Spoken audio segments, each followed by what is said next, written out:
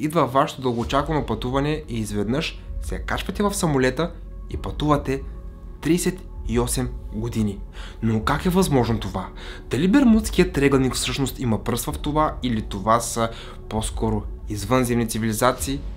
В този видеоклип ще чуете много интересни неща, за които съм сигурен, че преди това не сте ги чували.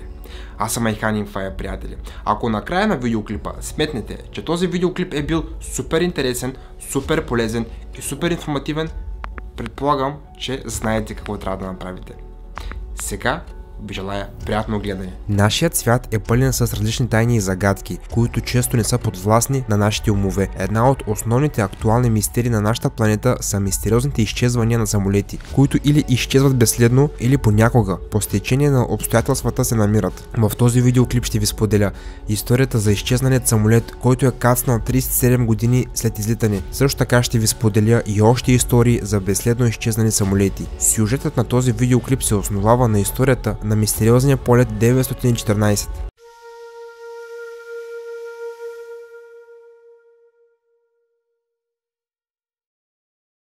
На 2 юли 1955 година чартерен полет Douglas DC-4 е излетял от летището в Ню Йорк, за да извърши полет 914 по маршрута Ню Йорк-Майами. На борда на самолета са се намирали 57 пътници и 4 члена от екипажа. Първите минути на полета са минали абсолютно нормално, но след това нещо се е объркало. Контролерите, наблюдаващи полет 914 от Ню Йорк, са открили, че самолетът просто е изчезнал от радарите. Никой не е успял да се свърже с самолета. Чартерният самолет, който е трябвало да пристигне в Майами на 2 юли 9 часа и 55 минути, сякаш просто се е изпарил. Скоро този самолет е признат за катастрофирал, но въпреки мащабните изревателни групи, мястото на катастрофата за съжаление не е открито. Нямало е улики и знаци за съществуването на самолета. След месеци на разследване, американските власти са стигнали до заключение, че самолетът вероятно е паднал в океана, без да оставя следа след себе си, което е много странно.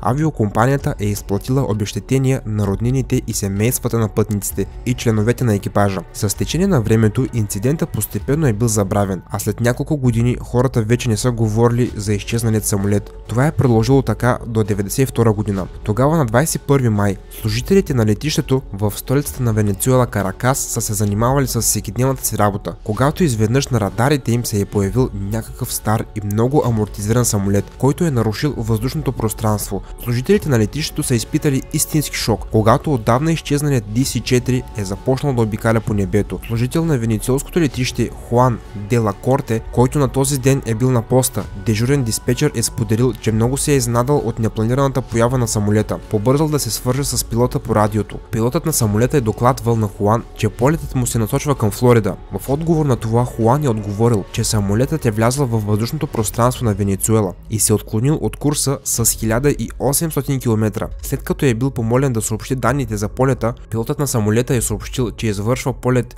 914 Ню Йорк-Майами. Това съобщение е дошло като истински шок за Хуан де ла Корте и останалите служители на летището. Въпреки че са минали 37 години от този инцидент, някои служители са били добре запознати с него, така че буквално са били вцепенени от доклада на пилота. За DC-4 обаче спешно е била подготвена лента за кацане. В резултат на това изчезналият през 55-та година самолет е кацнал, както обикновено. Нямало е даже и пострадали. Кацането е преминало безопасно. Скоро след това служител от летището е поздравил екипажа за успешното пристигане в Каракас и е съобщил текущата дата – 21 май 1992 година. Това само е влошило ситуацията. Пилотът на самолета е бил стреснат и шокиран и е споделил, че е трябвало да каснат в Флорида на 2 юли 1955 година в 9 часа и 55 минути. В пилотската кабина е започнала истинска паника. Никой не е можел да разбере как е било възможно да са минали повече от 37 години от излитането. Служителите на летището са побързали да помогнат на екипажа и пътниците, но забелязвайки хората, командирът е вдигнал стъклото догоре и няколко пъти е махнал с ръка,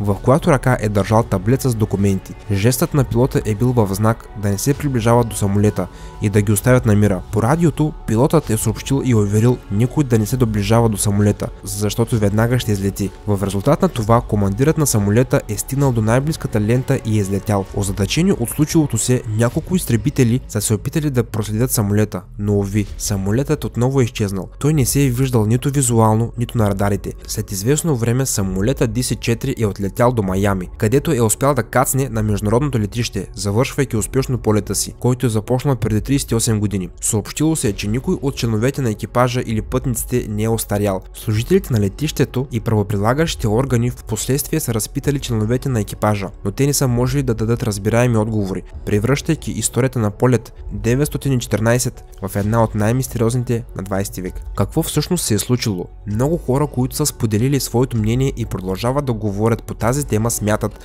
че извънземните са виновни за всичко свързано с полета. Други смятат, че самолетът е попаднал в паралелна вселена или времеви цикъл, от който дълго време не е могъл да се измъкне. А други са убедени, че отговорността за изчезването на самолета лежи върху прословутият Бермудски триъгълник. Имало е обаче много хора, които твърдят, че цялата тази история е фалшива. Няколко факта сочат това. Първо, датите на появата на самолета не съвпадат. Някои документи говорят за септември 90-та година, други за май 92-та. Редица медии описват кацането на полет 914 в Венецуела между 85-та и 93-та година. Второ, за първи път тази информация е била публикувана на страниците на американското издание Weekly World News. Това е жълта медия, която редовно описва непотвърдени паранормални явления и истории. Предвид съмнителната достоверност на първоизточника, не може уверено да се твърди за истинността на събитията, свързани с полет 914. Трето, в различни версии на историята, служителят Хуан де ла Корте е посочен под различни снимки. Четвърто, няма официална информация за катастрофата с пътническия самолет през посочения период. Дори ако приемем, че във връзка с събитията от 90-те години данните са били класифицирани от американските власти, не е ясно защо катастрофата на самолета е била премълчавана по-рано. Всички тези факти предполагат, че цялата история на полет 914 е измислица на жълтата преса. Но според мен, въпреки това, тази история е доста оригинална, интересна и вълнуваща. А вие какво мислите по въпроса? Споделете вашето мнение долу в коментарите. Сега, нека поговорим за други сензационни изчезвания на самолети и да разгледаме тези от тях, в които самолетите са били открити. Малайзийски Боинг. Може би си спомняте, че през 2014 година се е случила една от най-загадъчните самолетни катастрофи в съвременната история. Малайзийският Боинг 777, който е извършвал полет 37 по маршрута Куала Лампур – Пекин, е изчезнал в небето над Китайско море. 40 минути след излитането на самолета не е можел да бъде намерен никъде и в крайна сметка са предположили, че той най-вероятно е паднал в Индийският океан. Всички членове на екипажа и пътниците са били обявени за починали. От момента, в който самолетът е изчезнал, професионални търсещи отбори са започнали да издирват самолета. Един от отборите са направили много важна стъпка в рамките на разследването на този инцидент. Членовете на този отбор с помощта на Google Earth са открили подобен на малайзийският Боинг в джунглата в Камбоджа, в пресечна точка с две провинции, въпреки факта, че на снимките от сателита се виждат контурите на самолета с подобни пропорции. Представителите на правителството на Камбоджа не бързат да разследват тази догадка, тъй като предпочитат да се съгласят с експертите, които са твърдили, че Боинг 777 е потънал в Индийският океан. Ако вземем предвид факта, че правителството греши или просто не искат да разследва този случай, се оказва, че дълбоко в джунглата наистина може да има самолет, изчезнал преди повече от 5 години. Ако правителствата и експертите са прави, че самолетът, който е в джунглата, не е Боинг, то тогава се появява въпрос: какъв е този самолет и как се е озовал там?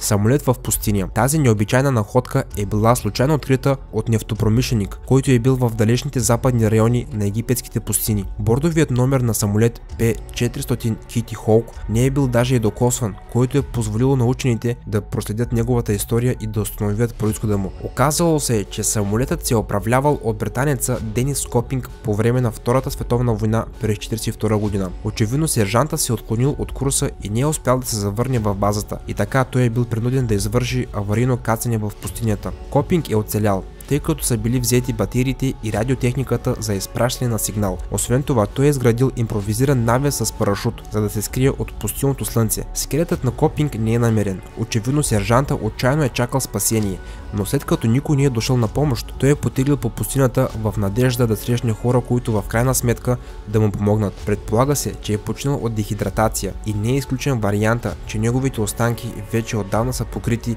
с дебел слой пясък. Не е намерена друга следа в близките години. Какво е вашето мнение за видеоклипа, приятели? Какво според вас е станало с самолетът Douglas DC-4? Долу в коментарите може да споделите. Отговарям на всеки един коментар. Ако този видеоклип ви е бил интересен, бих ви помолил от сърце и душа за един лайк, един коментар и абониране с камбанка. И преди да си кажем чао, искам да споделя с вас, че това е моят плейлист с всички интересни качени видеоклипове от мен в YouTube. Това е моят последно качен видеоклип в YouTube, много интересен, цъкайте и се наслаждавайте. Чао, приятели! И очаквайте съвсем скоро много нови интересни видеоклипове.